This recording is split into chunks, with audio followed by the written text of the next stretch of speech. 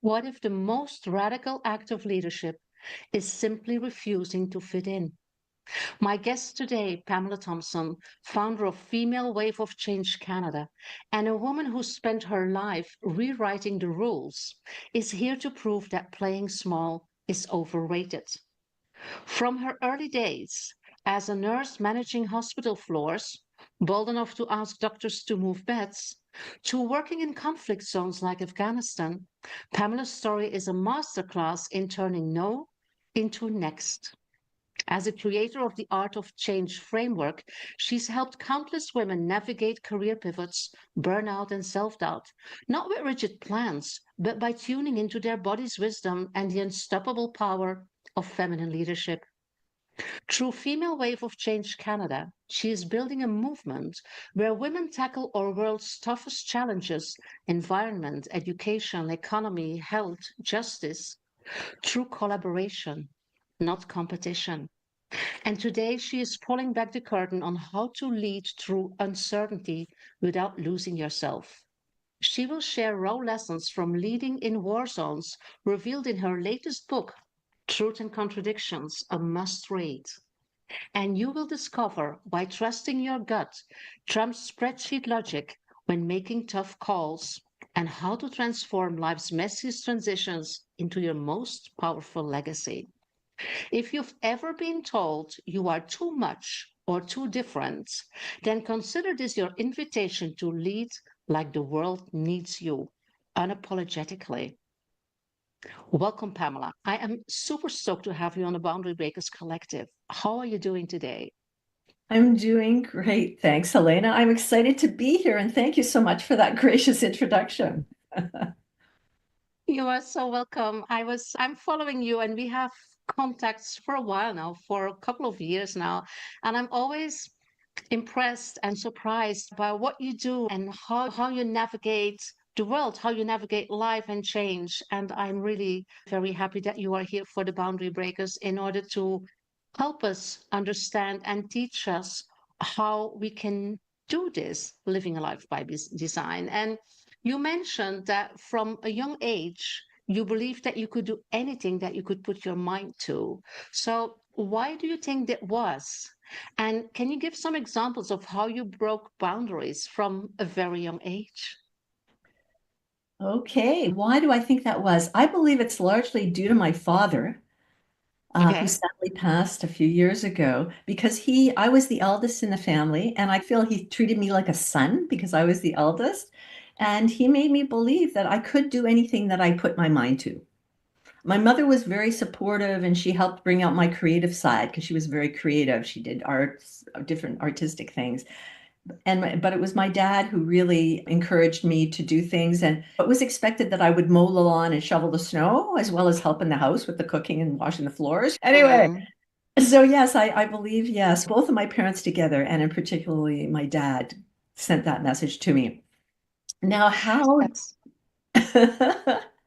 Yes. That's such an important message, Pamela, because indeed your upbringing and how your parents and other caregivers look at the world and look at you is so defining for who you become. And yet, even if your father said you can become everything you want and you can do and explore whatever you want, you still had to be you in doing that, because you could say, yes, of course I can do everything I want and I will choose some safe paths or some, I'm not going to explore or adventure too much, but you did. So what was it internally? Because of course you had these external elements that maybe triggered it or facilitated it, but what was it internally to think like that and to act you could rule the That's world? a great question. Internally, I don't know whether I'm going to answer your question directly here. I just feel like from a young child, I was called to challenge norms for girls and women. Like I love nature. And I can remember walking to school when I was about five, kindergarten. And I can remember the exact little jacket that I wore and how the pockets got ripped because I would collect stones on the way to work, or on the way to school. And of course, I would take longer coming home because of that. And they would rip my pockets. From a very young age, my parents told me that I was a climber And I would do things like climb tall swing sets and hang upside down on them. And then I would yell if my clothes got caught so that because I couldn't flip back over. I collected not only rocks, I collected stamps. And girls didn't usually do that. I wasn't really into dolls. And I can Oh. remember visiting. My dad had a very dear friend that he went to teachers college with, and she never married. And she was a prof at the local university. And we went to her place for dinner one night, and she was showing us, she traveled a lot. And I remember her showing us slides, back in the day, slides of her most recent trip. And I can't remember what country she went to, but I remember being in her place and looking around and seeing these beautiful things like this ukulele made of a tortoise shell on the wall and this beautiful abalone shell inlaid table. And I remember thinking, I want to travel the world and collect treasures. And you know what? I must have been about 4, and I remember thinking in my bones, I'm going to travel the world and do this, but also I knew I was going to be in service of some way, but I didn't know how. And in fact, when I was about 9, I used to go to sleep, and before I'd go to bed, I'd think of the next country I was going to journey to. Who does that, right? Wow, that's amazing. That's amazing. And things of those things resonate to me also, Pamela, because I also grew up in the countryside, and I cannot really remember that I had gender related thoughts. This is what boys do and this is what girls do. We grew up in a neighborhood where everything was still safe a long time ago and we could go wherever. Sometimes we left in the morning and we returned in the evening, and we had like our sandwiches, or we didn't even had sandwiches, we forgot to eat, and there were like boys and girl mixed, and it was all very natural play and exploration, like you say, collecting stones or collecting little scallops or go fishing, because at that time there was still, I don't even know how you say that in English, but there was still a lot of water with a lot of life in it. And so it was such a wonderful exploration without limits, and everything was possible. So in the morning, we got an idea and we just went out and did that. And if I look at how a lot of us, our younger generations, were raised, or how we are raising our children or sometimes our grandchildren with the best intentions, we're very protective, right? You cannot do this, you cannot do that, that's dangerous, watch out, and things like that. Backpacking and traveling the world is something that a lot of people are very reluctant to do or to facilitate for their children, because a lot of us perceive the world as a very dangerous place. And actually it isn't, it, because you were in a war zone, actually, which is also something very not done right to just pack your bags and go to places where you have bombs and very dangerous situations on a daily basis. So I really appreciate that from you, because not only because what you do and the good work that you do, but also because you are a role model showing people that it is possible and that you can have a serious impact in people's lives. And that's why I'm also such a fan of your book, your latest book, because I know you wrote 3. Your latest book that I have here, Truths and Contradictions, that is basically your story of defying boundaries and just do what you feel is the right thing to do, right? Yes. Yeah. Tell us a little bit more about that story. Thank you for asking. What happened, Helena, is I seem to have a frog in my throat here. Is I had wanted to go to Afghanistan and work with women in some way for about 5 years. And then in August 2010, I really wanted, I'm wondering if I should, I'm called to share a little story here. What happened is I had launched a coaching business about 18 months before, and I had a network of coaches in Canada and the States, and we were coaching people through a variety of life transitions. And I was like really restless, and I was feeling we weren't making a strong enough impact fast enough, and we weren't also getting a good ROI, return on investment. And I was taking this centered coaching program, and because I really wanted to get out of my head and into my body more. And the instructor, it was all through teleconference, and the instructor said she wanted somebody to demonstrate this particular body-centered decision-making process. And she was asking for someone. No one put their hand up. So I said, I will do it. So she said, find a line on the floor and think about something that you really want. Now notice any negative thoughts or emotions that come up for you and imagine each of them as a rock in a knapsack on your back. Now feel them all. Feel how heavy they are. Now release them and let them go. Now cross that line on the floor however you wish. You can walk across it, run across it, leap across it, and say aloud what you want. And I leapt across it and I said, I want to play big. Within several days, I received an email offering me to throw my hat into the ring for one of 3 positions in Afghanistan. And one of them had my name written on it.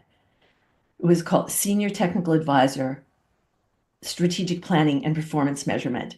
And it was like something I just felt, okay, I'm called to do this.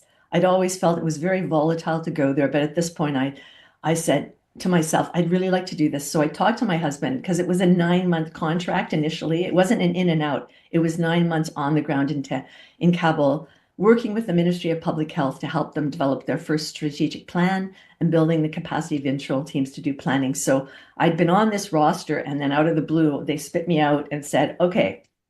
And that's how it happened. And then within 2 weeks of me throwing my hat into the ring, I was part of the interview process. And by early to mid, so October 10th to 15th, I can't remember the exact date, I was on the ground in Afghanistan, having signed a 9-month contract. It was that fast. It was like, I can even feel the overwhelm of, whoa, this is going very fast indeed. How do you do that? Because I can only imagine all the bumps on the road that must have been there. You just started that coaching business. You were away from home for 9 months, leaving your husband behind. And I can think of countless other things that like shifted and changed it in overnight.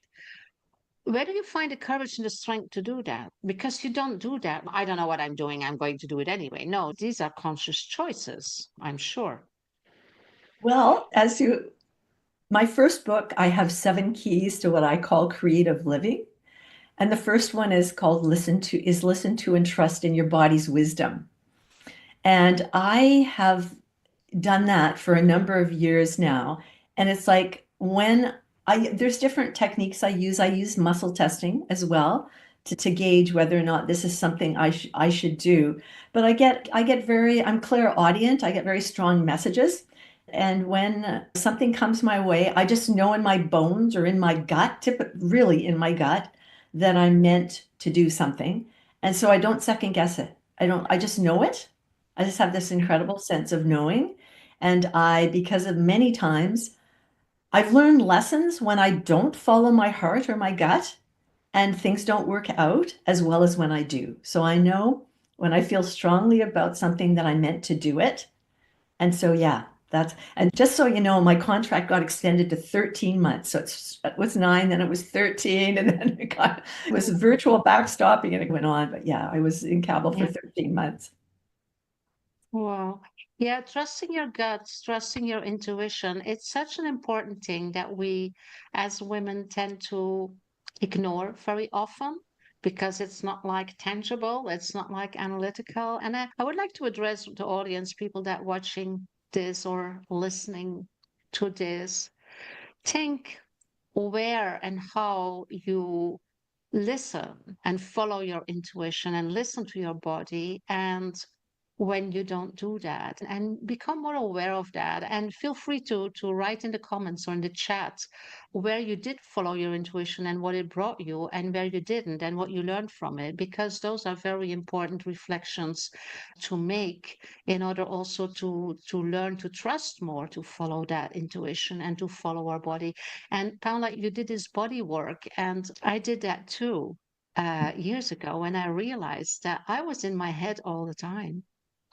I was analyzing and overthinking and rationalizing and everything that was intellectual and that was, how can I say that?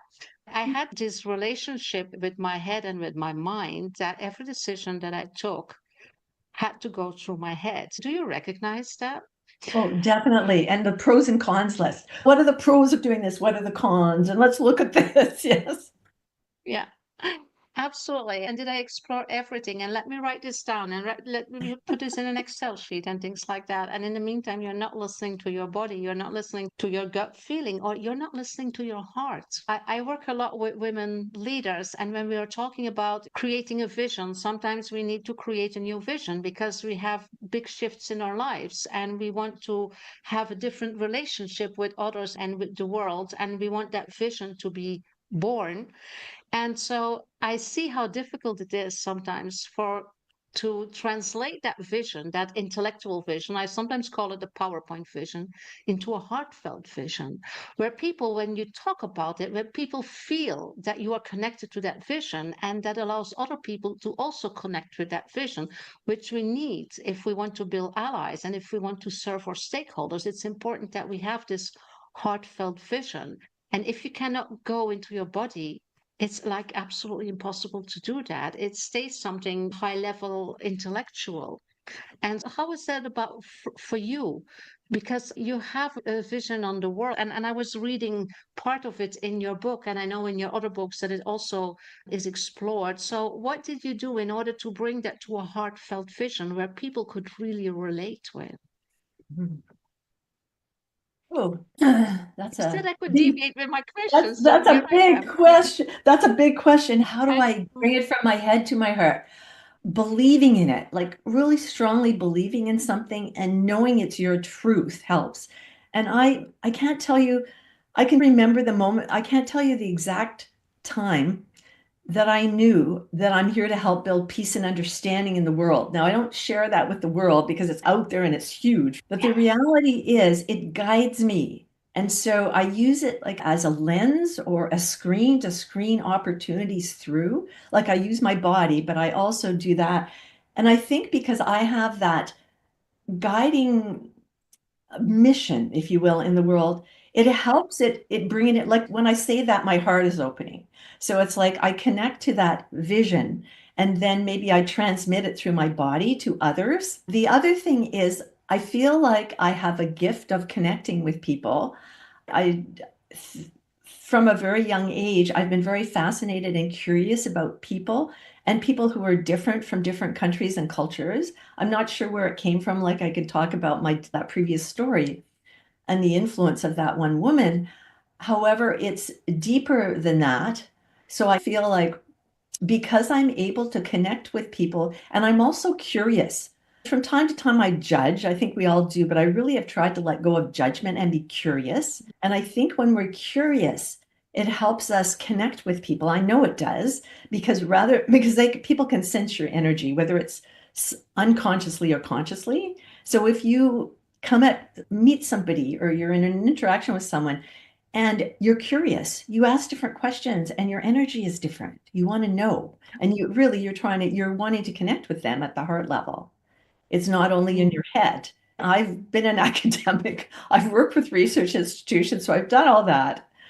However, and that's really important work as well. However, at the end of the day, if you want a vision to to inspire others, is you have to bring it from the inside out, I guess I would say. And I Yeah. guess sometimes it's conscious and sometimes maybe it's a learned behavior that I have. I just know that when I come from a place of curiosity, it's much more powerful than when I'm trying to analyze or I think, what is that? Why are they doing that? Yeah. It's different than, yeah, why are they doing that? Isn't that interesting? Because everyone Yeah. makes meaning out of what they do, right? Everything people do has meaning for them. So what is Yeah. that meaning? And I almost did a PhD in anthropology. I've been fascinated by people and cultures for many years. And then I thought, it's too narrow. I can't spend all that time with a tribe in the mountains of Northern Guinea or whatever it Yeah. is. Yeah. Beautiful. Pamela, we have a lot in common. We're both coaches, we're both creators. You wrote 3 books, I wrote a book. We are creating platforms, and even this, the Boundary Breakers Collective, is a platform. We are creating platforms and possibilities for us to build connections and to have voices, to bring those voices to the world. And you also have created or started the female wave of change in Canada, you also created the Art of Change framework. So you are also a creator, bringing these things that are supporting, especially women, in order to find that growth and that courage and to build resilience. Are these solo projects, or how do you start this? Oh, okay then. The Art of Change framework came out of one of the keys in my book, my first book, Learning to Dance with Life, a guide for high achieving women. And it's learned from and embrace life transitions.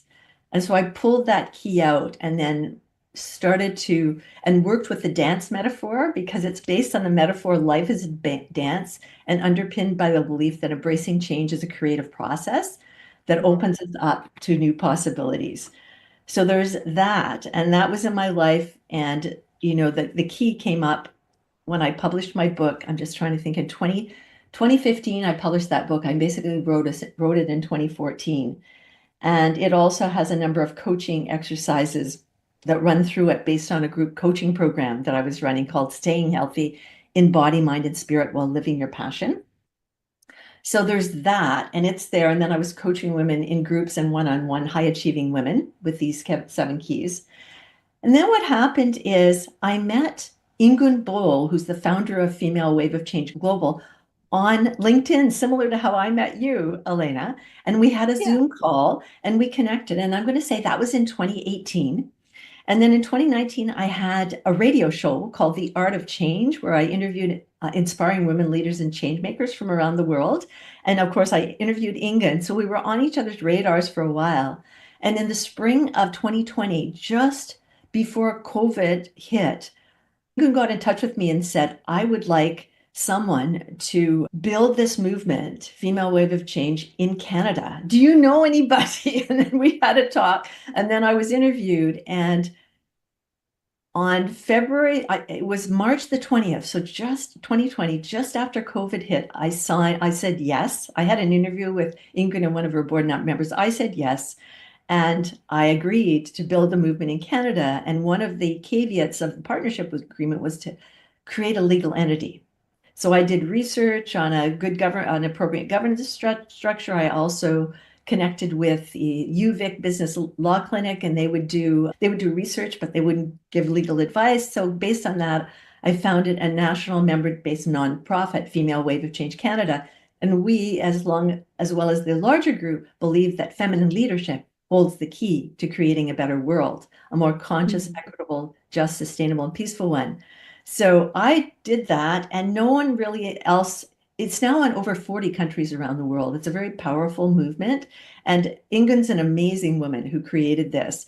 And a brilliant thing about her is she doesn't tell you what to do. You have the broader mission, vision, and values, which I totally was in alignment with. So I knew, again, when the opportunity came, I gave it about a week before I made the final decision to sleep on it and feel it and think about it. But and I created a legal entity, which a lot of other countries have not done because it means it takes a lot of work and energy. And it's still going. I am not anymore leading it. There's another woman who's doing it. I'm still a member, and we have monthly virtual meetings with featured guests.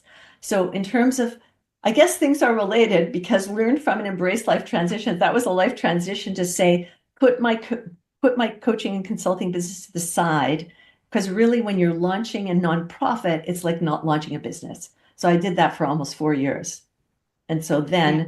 in September of 2023, I handed over the leadership at that point because I wanted to write this third book. And I knew I couldn't do it if I was doing that and trying to do some other things. So then I really Mm. focused on writing a Truths and Yeah. Contradictions, life-changing experiences in Afghanistan. When I look back, if I take a bird's eye view, there's a linkage with them all, and the linkage is probably my overall mission, wanting to build peace and understanding in the world. And there's obviously a leadership thread that runs through this, consciously or unconsciously. I think it's largely unconscious, right? But it happens. Yeah. Yeah. Circling back to the book and to Afghanistan, Pamela, what struck me was I told you that already, that even though women live in extremely different circumstances. And it's not only Afghanistan, it's wherever in the world. We, in what we call the Western world, are very privileged women. Yet there's a lot of suffering and a lot of challenges for us. But if you look at other parts of the world where women have no voice, where women have no education, where women have no access to whatever we need in terms of manifesting things that we feel as Western women are important and are relevant and are change makers. And yet there's so many similarities. There's so much things that we have in common wherever we are in the world, whoever we meet from whatever place. So what is it for you? Because you came there, you worked 13 months in Afghanistan in very difficult and dangerous circumstances, and you connected with women there. So, if you would talk about what is uniting us, what is connecting us as women from all over the world, what would that be for you? That's a great question. What is connecting us? What is uniting us? I think part of it is incredible need to connect with other women and share. So there's the connection piece. There's also the nurturing piece. Many of us care about family. And even if we're not from families that we relate to, we then create families or groups of other women and people that we can nurture and come together to share with. We have this very strong need to share and also to nurture, most of us, I think, or many of us. And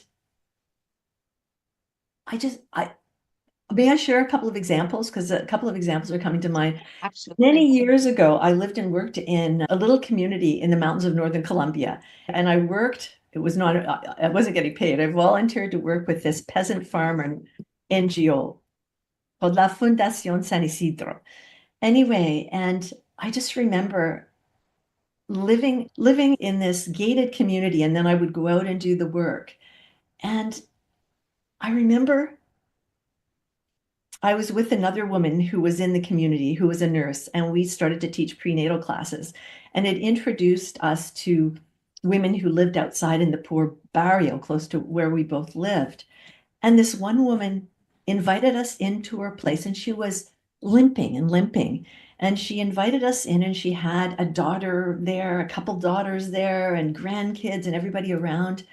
And she was amazing, and she hardly had anything, and she sent her kids out to buy us. They call them gaseosas pop, and I don't drink pop, but you always accepted it there because it was special.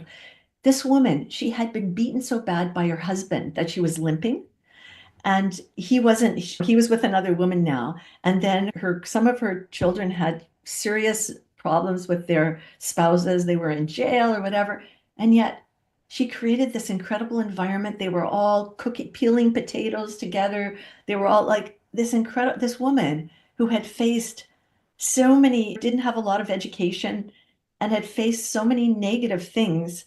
And yet here she was nurturing her family and continuing on. And that's just a snippet. And then you go to fast forward to Afghanistan a number of years later. And again, witnessing women like this one woman that I became very dear friends with, and she's since been able to move to Canada. And I've been able to, through friends at a distance, support she and her two sisters to resettle in Canada and be safe.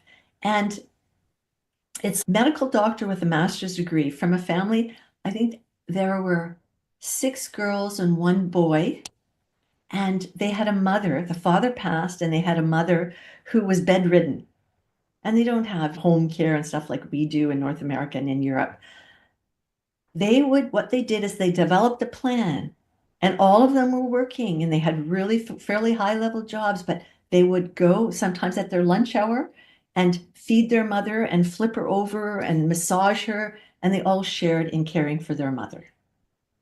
And this is incredible, right? So there's again this sense of nurturing and wanting to care for others and this strong sense of family. And yet also wanting to make a difference. That's the other thing. I think as women, many of us want to make a difference, whether it be small or large in the world. And this underlying need to want to make a difference in some way unites us, I think. Yeah, absolutely.